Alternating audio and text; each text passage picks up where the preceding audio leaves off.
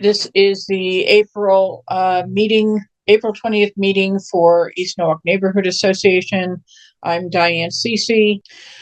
Okay, good evening, everyone. I just want to do some announcements and bring folks up to date on some items we've been following. There's also a couple of new items that I thought might be of interest, and then just go ahead and open it up to the folks that are on here. If you have any questions, if you have information to share, and again, we're looking for some suggestions to continue with our guest speaker series. So if there's folks from the city or any agency or any particular topic that you're interested in, please let us know. And we would love to get them booked in to come and join us for a meeting here. We did invite one guest for tonight, but they weren't able to meet meet with us tonight. But I am going to talk a little bit about them because they do have an application before the city. Just in terms of announcements, just another reminder that our community shredding event is this Saturday from 9 to 11. If you already have a yard sign that we distributed last year for people to put in their yards, it's kind of generic. It just says shredding event this weekend with a picture of a library and a little QR code that folks can scan to get more information on our website. If you have one of those from last year and you held on to it, you can go ahead and place it out in your yard now because it's the event is this Saturday. And if you had one and you asked me to pick it up and hold it for you, just email me, please, and I'll get that back over to you. Also, I need to confirm the list for this Saturday. So if you volunteered and you're on this call, if you can email me again and let me know. Otherwise, I'll be sending an email out tomorrow to the folks that I believe are on the list. And if you haven't volunteered and you'd like to come out for an hour or two, we would surely like to meet you and welcome your help with this event. It goes by pretty quick, and it is a nice event. The only thing is that now we also have to ask folks to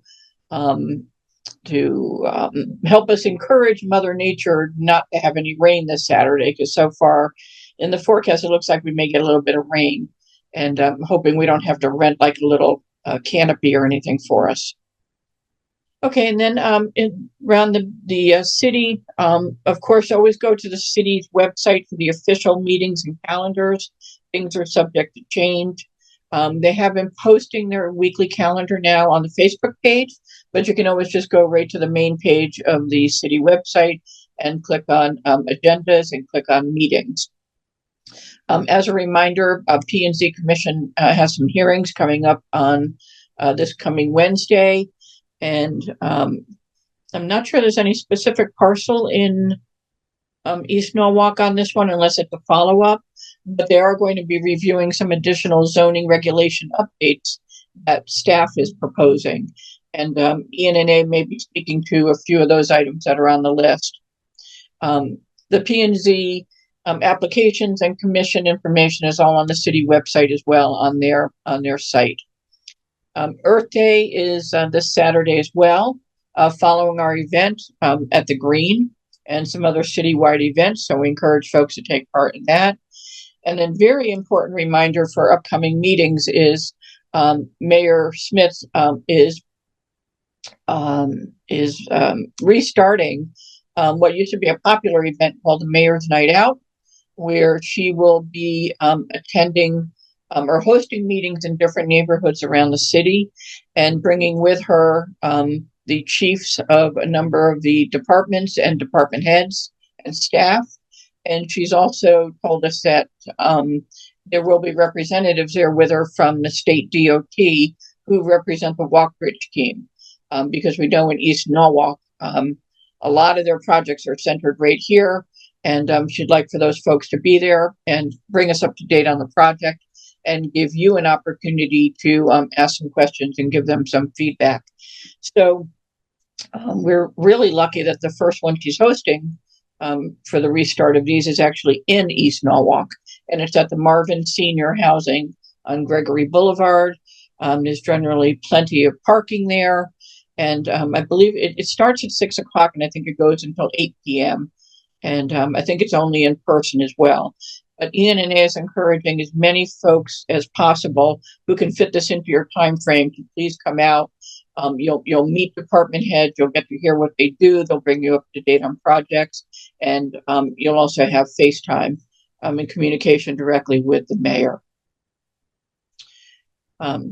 Okay, and then in terms of some current business, I'm just going to rattle these off the agenda. Nothing specific in the PowerPoint, but you may have noticed that at the last P&Z meeting, they did approve some regulation modifications that staff wanted to put in for accessory dwelling units. They did some refinements for both attached and detached accessory dwelling units. They did modifications relative to height. I believe 2.5 stories now is the maximum. They also adjusted to say that a detached ADU can't be any more than 60% of the primary structure's footprint, and cleaned up some of the language regarding setbacks on where they can go on the property. They reiterated that you can't have any more than one ADU per property, and that they are requiring that an owner of the property live in one of either the primary dwelling or in an ADU dwelling. And if they intend to rent out the ADU, then it has to be for no less than a 6-month term. And that the owner of the property has to submit an affidavit to the city every year in January, attesting to the fact that A, they live there, and B, that they haven't done any short-term rentals. And I can answer specific questions if folks have anything on these after I go through them. Some of you are already aware of a development proposal that was before Planning and Zoning for, that should say Charles Street there. Charles and Osborne. Bad spelling. So down the hill, if you're going down Osborne, heading towards the water, there's a driveway that actually comes down and kind of dead ends at the end of Charles Street. The owner of that property has submitted applications for two developments there at 30 and 32 Charles for 2 family applications. Somewhere in their filing, I read that there's possibly a third that would be at number 34 Charles Street, but I'm not quite sure where that would be situated. I believe that application was approved with a number of conditions on it, but the applicant also is currently before the Zoning Board of Appeals because they need a variance for retaining walls in order to do that project.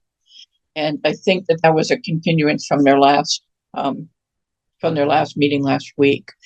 I did hear them mention in one of the 2 meetings that they had received letters and emails from abutting neighbors there who expressed concerns, and that the applicant was working with them to address those if they haven't already done so.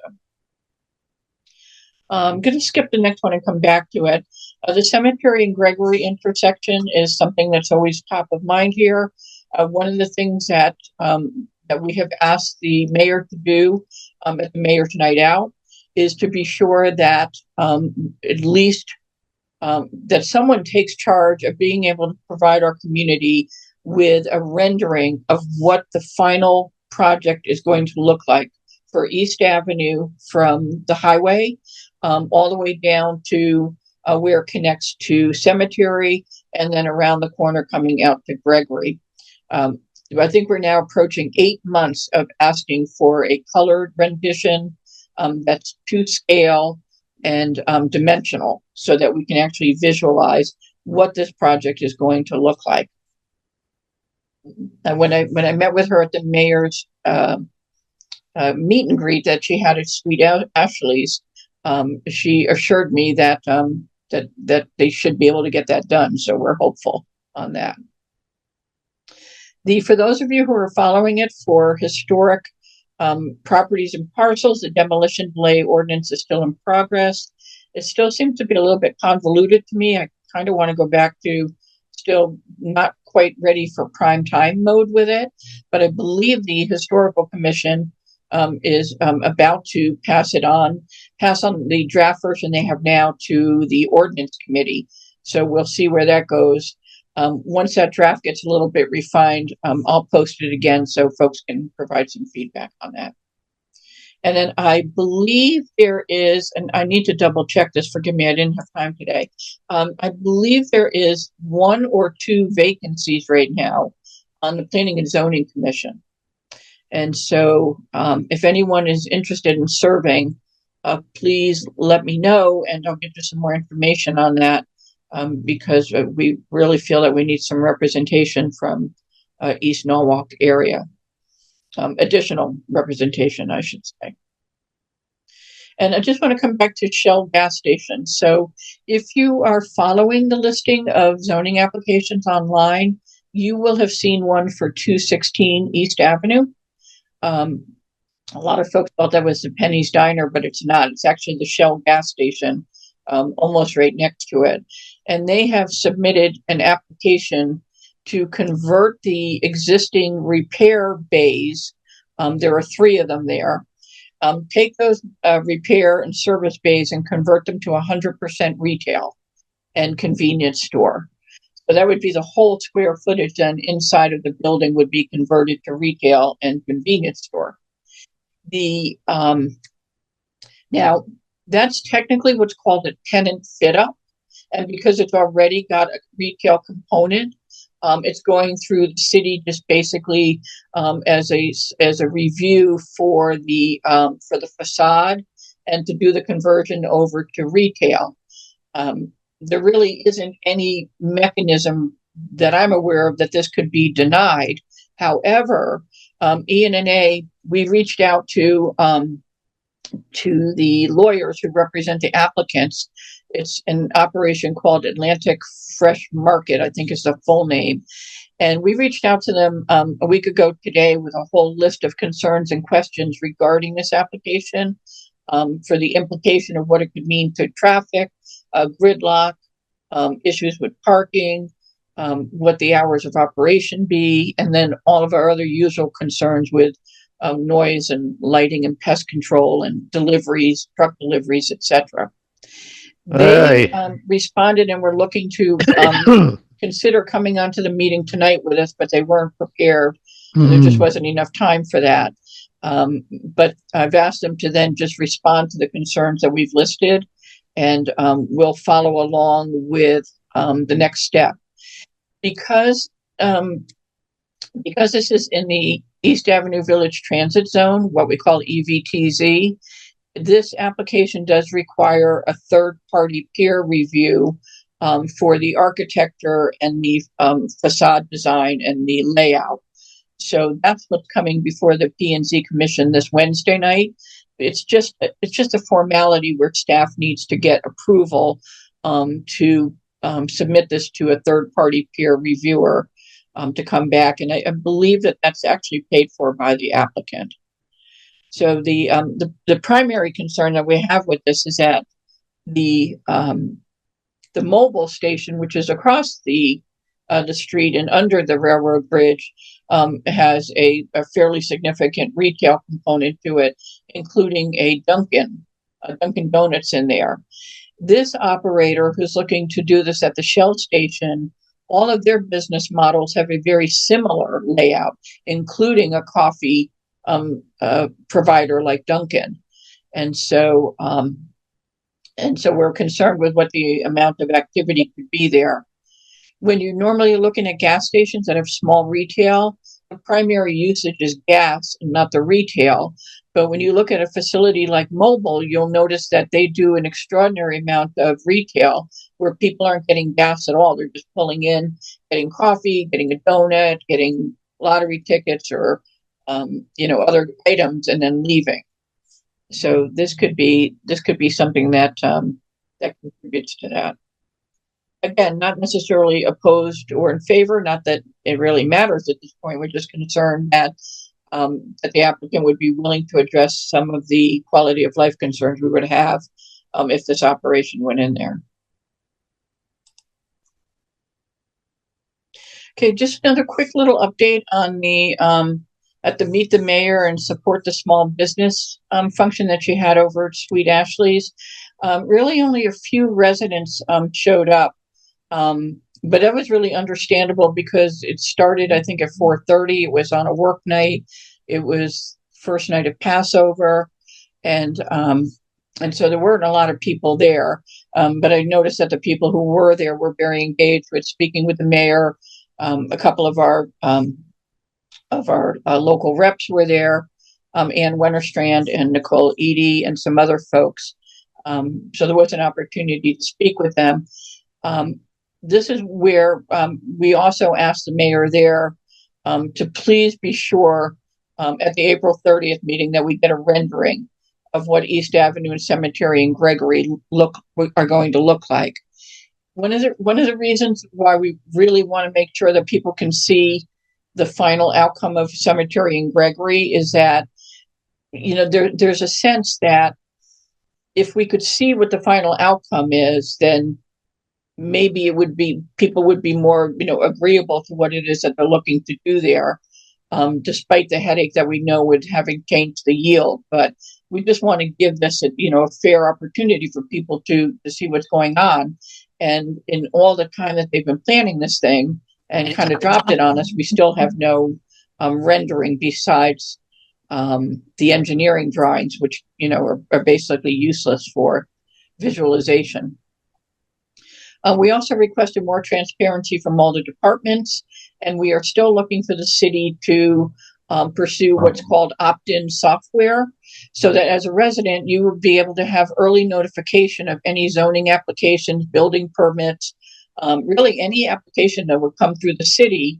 You would be able to opt in based on either your area of interest or where you live, and anything coming through the city that goes through their system, then you could opt in and get an automatic email that would alert you. So say you lived on Jones Street and you wanted to be aware of any building permits that are coming through, you would opt in for building permits. You would put in your specific geography or geographic area, and then you would be able to receive those. We've been trying to do this for a long time, so I'm hoping this makes a cut coming up in the next year or two. Although I haven't seen any budget requests for it. And finally, one of the other things that we asked for is for our elected officials at both the local and the state level to be more proactive in trying to move along this walk bridge project for the components that impact East Norwalk. We realize everything is connected, but the stuff that's going on over here in East Norwalk has been going on forever. And we also keep seeing a repeat of digging up the same areas over and over again. And originally we were told that they were going to basically underground utilities from the highway going down to Winfield or down to Fort Point, and that they'd be digging things up and trying to get all that work done with all the utility companies at once. But we just see continuous activity there in terms of excavation and construction work, and we're just not seeing the type of progress that we think that we should see. The other thing I wanted to say on that, I just lost my train of thought there. Sorry about that. And in keeping with that too, you would have seen postings already, and I'll send a reminder out. But in addition to some of the alternating lane closures and some complete closures overnight, the DOT Walk Bridge team is going to be closing the East Avenue Railroad underpass completely this coming weekend. I believe it's starting Friday night and going through either Sunday night or Monday morning. If you haven't seen that posting already, you can hop onto the website, and I'll also send it out in an email so folks know to detour there. Okay. Hi, everybody. Now I can see folks. A couple other quick updates. I've been getting a bunch of emails about RiteAid. There had been some permitting delays with the city. In some cases, they were backlogged on permitting. So the folks who are looking to put in the Diane, did you see that Alex has his hand raised, and he also has a note in the chat? Okay. I'll wait till Diane is done. Okay. Yeah. Thanks, Alex. Appreciate that. No. Yeah. And then there was, I think the last of, just spoke with the owner a couple of weeks ago via email. I think the last of the holdups had to do with the Water Pollution Control Authority or sanitation, and that seems to have been remedied now. So he's still hopeful for, I think his words were very soon. Basically, they've been doing a lot of work inside and getting set up to have the food mart there. And if I had to guess, I would say probably now we're probably looking at mid-April or so. The another thing is that folks may be following this on their own, and Planning and Zoning Commission is also following it. And I don't know the status on it, but I can get it for you. At the state level, legislation was recently introduced as a bill that would allow municipalities to issue fees and fines for commercial property owners that leave their either parcels vacant or empty storefronts. And in the past, municipalities really didn't have any means of being able to use that as an incentive tool to get things moved along, or to get retail and other space rented, because the state didn't allow that to happen. It's got to be authorized by the state. And so now that legislation was introduced. I don't know if it was voted on yet. If it hasn't been, it would be very soon, because this is a short session. And I know that the Planning and Zoning Commission gave city staff the authority to go ahead and submit testimony in support of that. In general, East Norwalk Neighborhood Association is also in support of that. There are a number of parcels in East Norwalk that have sat empty for too long, and empty storefronts. And where we think that's happening because it's a tax advantage for the property owner, we're actually bearing the brunt of the quality of life stuff that goes along with that. So we want to encourage these things to get rented and or built. So that's just a little blurb on that, but we can certainly chat about that more. I think that's all that I had on. Oh, and the other question that's been coming into was the on the beach concession down at Pastor Beach. If folks were wondering what's going on with that. So the city did make an announcement recently that the operators, who actually the folks who own Mr. Frosty, are going to be setting up kind of a temporary concession service there for the next year or so. And then I guess between the city and them, there's going to be a new structure that would be built and completely renovated for full service, and also for some means of events, although I'm not quite sure how extensive that might be. So there will be some concession services that will be at the beach this summer. Okay. Oh my gosh. Sorry, guys. That's a lot of yapping. Apologies for that. Just want to bring everybody up to speed.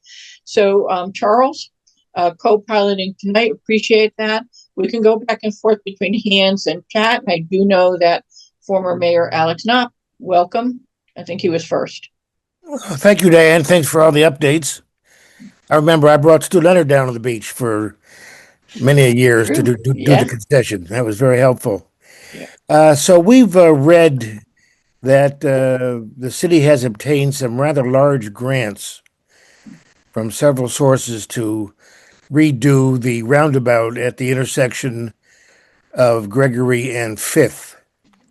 And, I'm not as compulsive as you are, Diane, but I haven't seen any renderings or description of what this project will include. We've read that it includes something about traffic calming, as well as,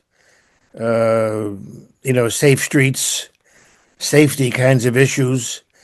Somebody mentioned something about narrowing Fifth Street to deal with traffic speed. And it's just all a big mystery. But meanwhile, there are hundreds of thousands of dollars that have been accumulated for a project none of us have ever seen or had a chance to comment on. So I'm hoping first we can discuss that tonight, and second, you could put that on your agenda to follow up so that we can get some concrete information to be involved in the process. Yep, absolutely will do. And I can tell you, though, that there has been a lot of pushback on that since it was first announced. I think they were looking originally to do this, and it's almost like a solution looking for a problem, is what most people feel.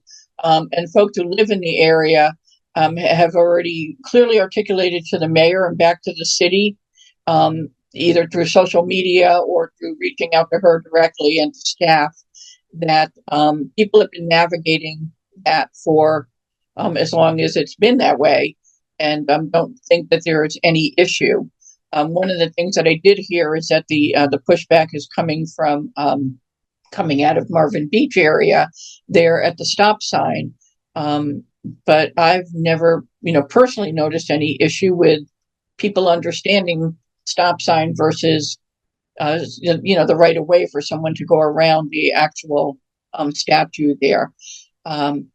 I think that it's possible that it is now on hold due to the sentiment from the community that started pouring in right away. But I will absolutely get an update on that and get that out. And it may be, but first of all, I do know that there are people coming specifically to that April 30th meeting. They are coming specifically for that topic because they've told us so. So she's aware that that's going to be there. And we expect that both the DPW and transportation, mobility, and parking staff are going to be there. So they'll be on hand. Good, thank you. But if I can just get basic stuff out before the 30th, I will do that. I'll just shoot it out with the links and an email for what I can find on it. And I'd be curious tonight, as we're all gabbing, whether or not you want to talk about something else, but while we're gabbing, if folks want to share their opinion on this too,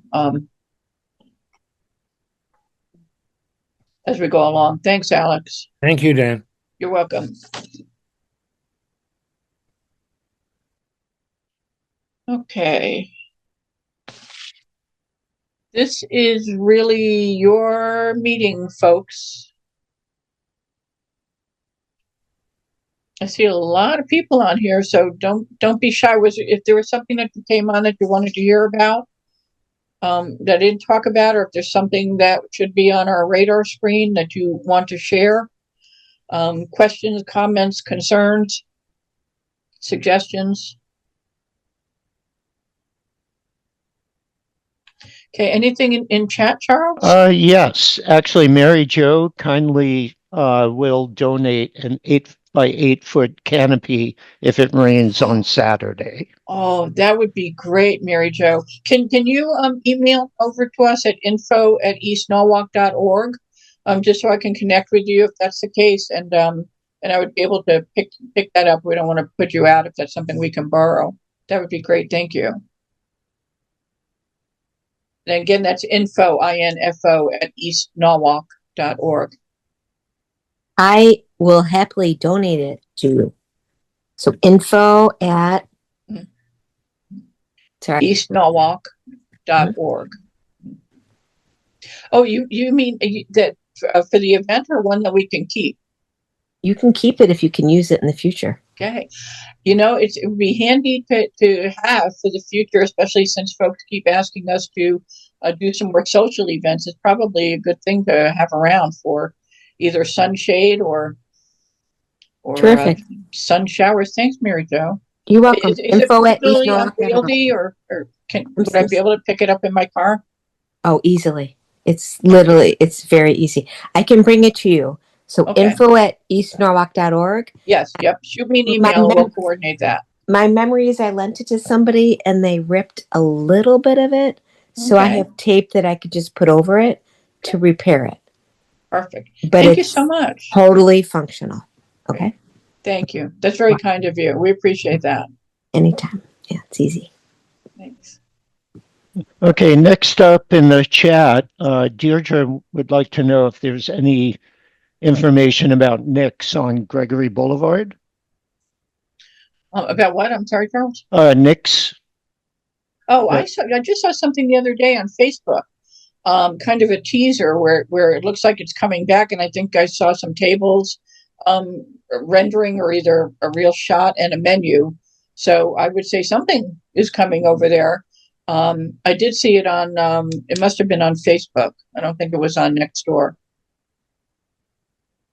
So if you're on social media, you can go ahead and take a look at that. And if not, I'm sure that word will spread like wildfire on that, because folks were eager for something to come back in over there. And I think somebody may have said it was the same owner, but I'm not sure about that. Don't quote me on that.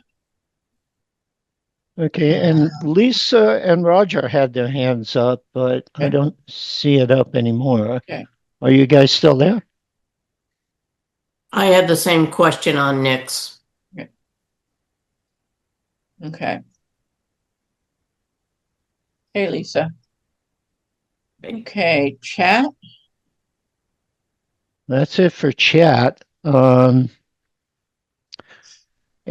Any news on Jimmy's Deli or anything in that area?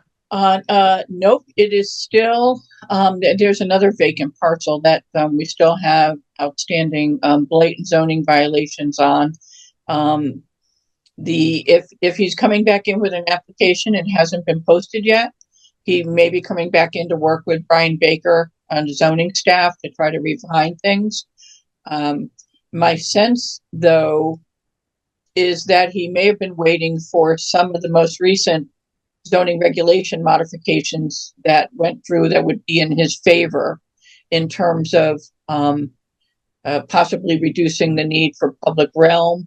And we also know that the state, in addition to the city, trying to encourage high density and more apartments and within the city, and what they're doing with the regulations to make that easier, that the state is continuing to pursue. And really a lot of people are saying it like this, so I'm going to say it too. I mean, it's going to get to a point where essentially there won't be single family zoning allowed in the cities anymore. And so they continue to take one step after another to that goal. And one of the things that they're doing is, it's probably going to go through, is prohibiting municipalities from requiring any minimum parking requirement. And so when you look at a development like Jimmy's Deli and others that we think will be in the East Avenue corridor, that's going to be very tricky for our neighborhood, because what happens is the car spaces go away, but the cars don't go away. And for, to influence social behavior takes, decades to be able to influence it to the point where people don't think they need cars, but also then to provide alternative transportation. And that's not going to happen anytime soon. So that's what I think. That's my personal opinion there on Jimmy's. But we don't have anything definitive. One of the things, when we talk about transparency, in ENNA all the time, that's kind of just a weird word to use and maybe all encompassing. One of the things that we're looking to do is to actually codify and legislate here locally a number of steps that planning and zoning would be required to take that keeps the public notified of regulation changes and also applications. And in other communities across this country, small, medium, and large, their elected officials have made planning and zoning put in specific notification tools in order to be able to make sure people have access. One of them is what I just talked about before, an opt-in tool, so that you can see the second anything comes into City Hall, you'd be able to see it. But even before things come into City Hall, one of the things that a lot of municipalities do now is planning and zoning will tell a developer of either a fairly large size development or one that might be on a controversial parcel, that they first must meet with the neighborhood association wherever an established, recognized neighborhood association exists. And they must do that before they actually file the application. And so these are some of the things that we're looking to do, because as you heard me say ad nauseum all these years, by the time an application reaches the planning and zoning screen, or that we have access or we even hear about it, it's really a done deal. It's already been in progress for weeks, months, and years in some cases. And so we think that we need to have a better dialogue with property owners and developers early on in the process, and so that they can take into account what the concerns are and they can address them. And we stand to be able to work with them to have a better outcome. It may not seem like it, but actually Waypoint and West Avenue was one of those cases where that happened after much kind of this back and forth with the developer there. Alex, you may remember some of that back then during the land deed amendments that were going on. But in the end, that developer, Mr. Seligson, and his crew sat down for multiple meetings, which was what then the Coalition of Norwalk Neighborhood Associations, and addressed a large number of concerns and took into account a number of different ideas that we wanted to see, and incorporated those into what ended up being Waypoint. So it does work, and I think it makes for, a more pleasant experience, as we're all dealing with these things on both sides, the public and the developers. Okay, Deirdre would like to know where we could find out more information about the work being done on the new piers in Veterans Park. For that, you can go back through Recreation and Parks Department, and also through, I think that also goes through the Harbor Commission. So both of those would be good resources if you're looking for the information on the project, timing, the funding, etc. Okay, and speaking of Veterans Park, is there a way to find out what events are scheduled there? There's been no outreach from the Parks Department to residents in close proximity. I'm one of them, and I have no clue when events are coming up or sporting events, and it's no place to go to find out. Yeah. And that is just another good point about the opt-in feature. Until we get something like that, for example, the opt-in feature would allow you to do just that. If you opted in and said you want to see everything at Veterans Memorial Park or Seaview or that area, because those events actually end up being a permitting application through the city, that would be one of the things that you could opt in to see. In the meantime, the only way to know what's coming is to follow the Recreation and Parks agenda, where the Recreation and Parks Committee of the Common Council actually reviews those items for their approval. That's on larger items. But generally on their calendar, you'll see every event that's coming through there. And that's the same for Veterans Memorial Park, Cranberry Park, anything down at the beach, Oyster Shell Park, etc.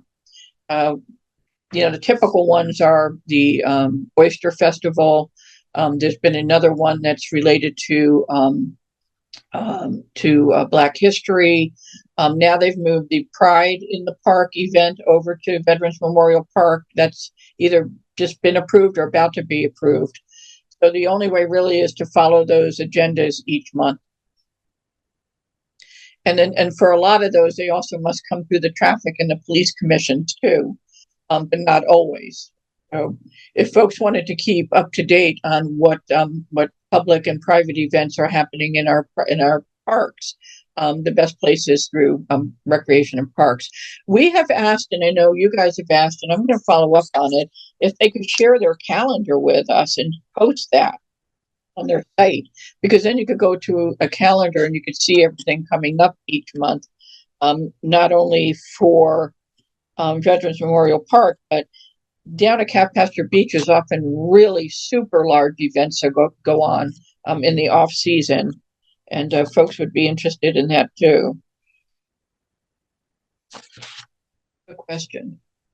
Okay, let's see. In the agenda, you mentioned Penny's Diner. Any updates on that? No updates.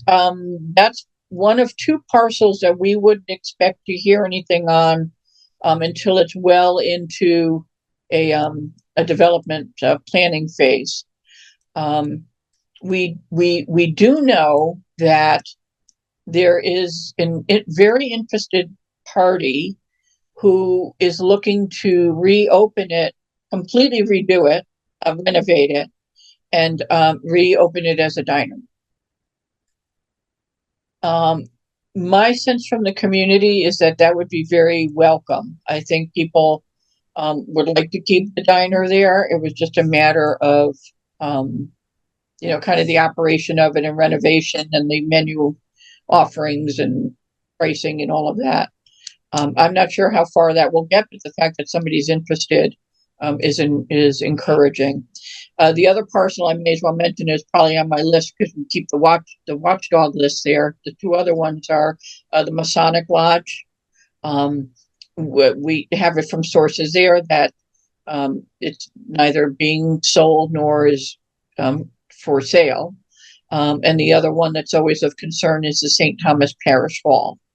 And nothing there. That's another one that if something were in the works, we would not be likely to hear about it until it gets very close to being kind of a done deal. And there's something really sinister about that. I should explain something. 230 East Avenue, which is Brim and Crown, the big development that went up there when they redid the part of the factory and then added on another building. That was in the works for quite some time before anyone was aware of it, and certainly East Norwalk Neighborhood Association. But one of the things that happened with that is that there was a purchase contingency tied to getting zoning approval there under transit-oriented development. And so a lot of times what you'll see is you could have a developer who's interested in a big parcel, but they will say our purchase offer is only contingent on us knowing that we can get a zoning change, or 99% sure. And that's typically probably the biggest contingency outside of getting financing and everything. So sometimes these things we'll hear about a little bit sooner, only because that contingency is something that becomes a time clock. And that's what happened to us with Brim and Crown. The owners of the property ultimately had a deadline set for getting that zoning approval through. And if the deadline came and went, and the entire deal was off the table. Probably the same thing with St. Thomas. And again, the last word that we've had from people who say that they are affiliated either with the church or with the diocese is that it is not for sale. So we shall see. Okay, next up would be updates on the Norton Place Auto Club and I guess the Metro North people moving in. Right. So no activity on the auto club, and haven't reached out to the attorney on that yet. I'm not sure if they just got their approval and now they can pursue maybe someone else taking it over, but haven't seen any activity there. And as far as I know, Metro North has not done anything there yet, following the lawsuit that finished up the litigation that gave them approval. There was some information floating around. That's a good thing. I need to reach out to her. Hang on one second, guys. That said that they decided not to use that parcel, but that I don't have that on good authority. So I will try to get some more information on that. The other concern I know that people had, I think I mentioned this at the last meeting, was the potential for the entire thing to just be all converted over there into a massive data center. But when I was meeting with the folks from Third Taxing District Electric on other topics, they went through a whole litany of reasons why that actually would never happen over there. And I think the pushback from the community anyway would stop something like that. The more we're hearing about the impacts of data centers, the more movements are forming all over the country to shut these things down. And some communities, I understand, and some entire states, I think, now are putting through moratoriums where they won't even accept applications on data centers. It's interesting, when we talk about the parish hall and Pennies and Nordens, one of the things we haven't done in a long, long time in ENNA is get some feedback either via a survey or some polls on what people would like to see. I know a lot of you on here probably feel like, gosh, why would we go through that again? Because we've already articulated it so many times, and the stuff that we want to see isn't really happening, except maybe for a food market in East Norwalk. Which would be good. But, if there's something that you'd like to see in East Norwalk and in those parcels in particular, I think it's really good to reach out. And it's also the type of thing that we can share with economic and community development and with planning and zoning. I know one of the exercises they went through one time with Norden after we battled back the distribution warehouse is they actually came up with a list of potential uses that they thought people might be interested in and that would be acceptable to the community. If it's something that we all want to see, there's no reason why economic development folks can't be proactive instead of waiting for somebody to come in and say, I want to do this, this, and that. They can actually go out and promote. Here's all the benefits of coming to East Norwalk, and this is, this, we want you to come here if it's something we want, obviously. We should be more proactive instead of reactive. Well, as Deborah pointed out, we could sure use a pharmacy. Yeah, we should. Yeah. And then, that's interesting because so many of them are closing, and the ones that are open are the service is just horrendous. I don't know if folks are experiencing that too. I wonder if a lot of it will just go to Amazon and other places, but it would be nice to have one of the neighborhood. I think we have 2 locally owned independent small pharmacies in Norwalk where they, provide great service, but, they're not open 24/7 and they don't have full stock of everything. But that would be nice. And I know that has been on the list. In addition to, going back to RiteAid and stuff, people still, assuming it's still going to be around, people would still like to have a small postal substation and shipping station back here again. I think that would be helpful. I would certainly use that a lot, probably. I think that'd be helpful. Yep. That's always on our list too. Or a bank. And a bank back again. Yeah. Even a storefront bank, like in Old Greenwich on Sound Beach Avenue. You have Chase right in there, a little storefront. And it's what was supposed to happen at, our buddies over there at Wells Fargo. The original commitment was to have a storefront bank in that side building. It wouldn't be a drive-through, of course, and we wouldn't want that. But to have a little neighborhood bank there, to have Wells Fargo there with just a small office for just, basic transactions and an ATM and everything would have been good. But as it turns out, that was never in the cards, unfortunately. Okay, Deirdre would like to know if there's any news on the Ludlow Shopping Center. I know that was pointed out in Josh Goldstein's video recently. Yeah. So that's one of the items that came up when I'm talking about this raised bill at the state legislature. It's a prime example of where there's absolutely no pushback on a property owner to not leave these things empty. And for all the times that people have asked us about why they do that, We've always just assumed it's a tax advantage, but now we know because that's exactly what the state is saying. And so it's not fair that they're getting a tax advantage and leaving something empty that then is not tax producing on our grant list because it's empty or undeveloped. And so Roger Square there is definitely one that's used as an example. They're the same folks who own Pennies, as most of you know. Most folks have a theory that they're just simply waiting now at this point for a developer to come in and buy kind of that entire block where Steve Klepton showed the original renditions of transit-oriented development and the zone, with that from Giant Laundry and all the way back being developed as a mixed-use residential.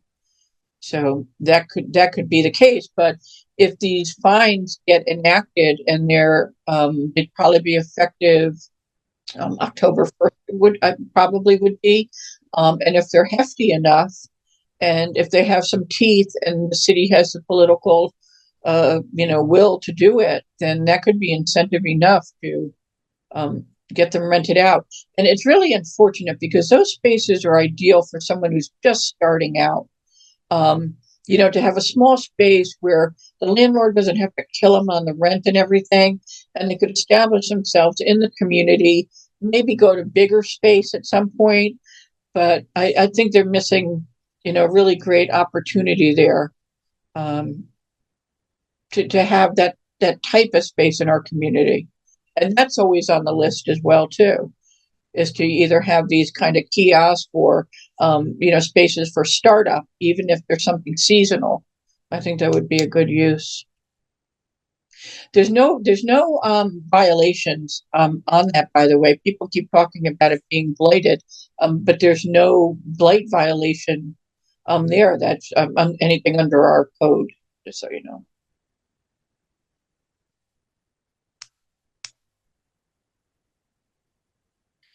Another discussion came up recently too. I forget where I was at on the now that one cemetery is all built out and they're starting to lease and everything there. There was some debate, it may have been at last month's meeting, about just how much of an impact that's going to have on the cemetery. So a couple of things here. I did when I met with TTD, I encouraged them to get after the Cemetery Association to take care of their responsibilities in terms of maintenance of the headstones and everything, and for TTD to make sure that the grounds are being kept up appropriately. But I don't think that we know what's going to happen with, the shift of that building and the impact of, little or no sun, in the way the sun, crosses over there, and the building blocking it. There's a small fortune that's spent on tree maintenance and everything there every year, and I'm just curious to see what's going to happen with that, and also to see with all the excavation and the utility work and stuff that's going on around there. The state and the city were supposed to look into making sure that there wasn't the type of vibration that would further either start to or further damage any of those historic headstones and pieces that are there.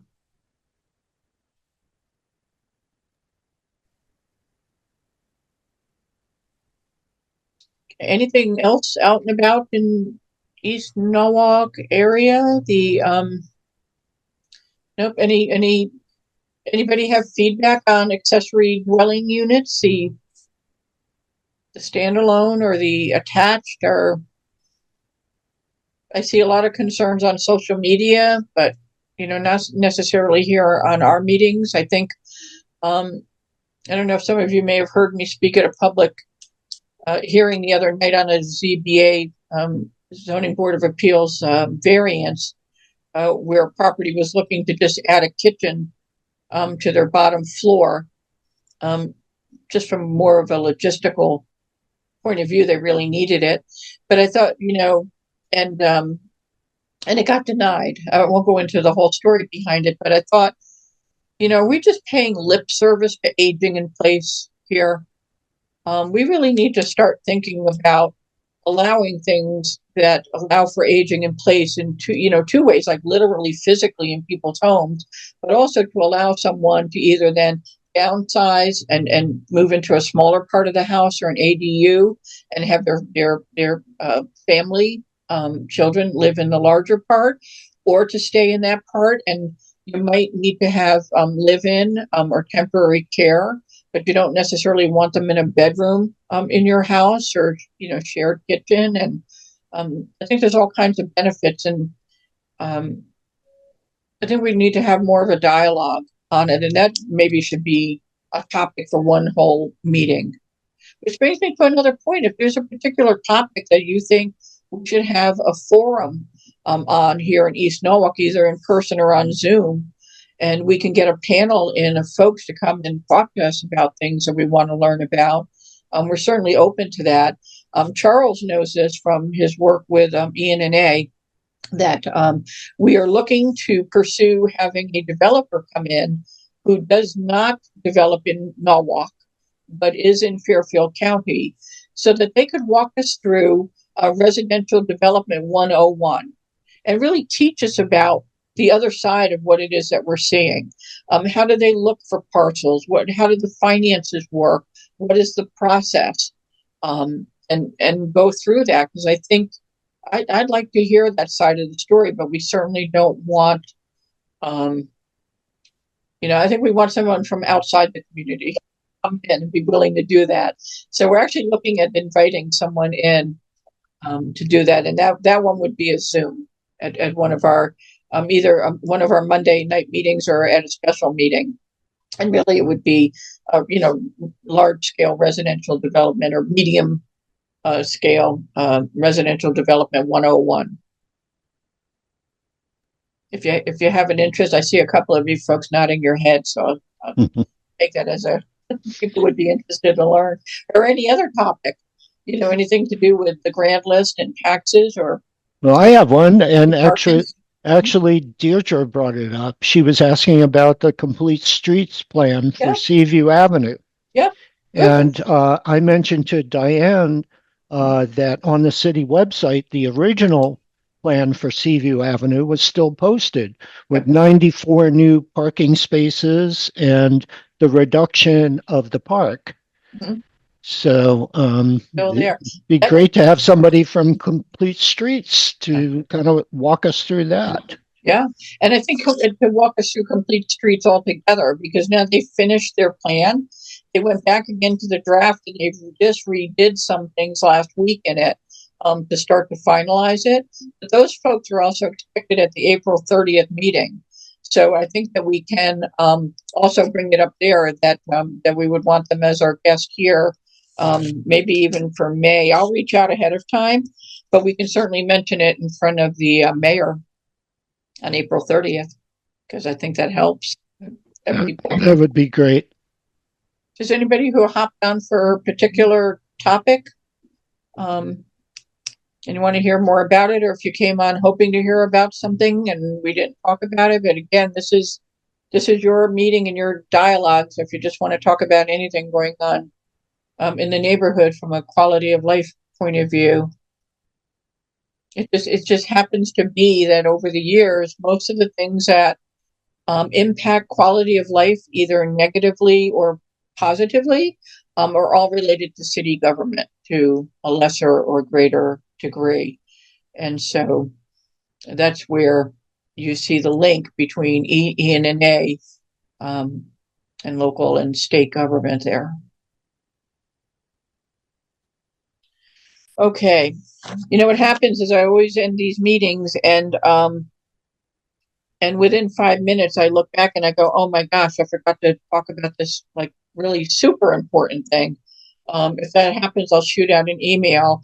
But I will take, if folks want, I will take 15 minutes. It's pretty traditional now, where if you want to stay on, but we'll stop the recording,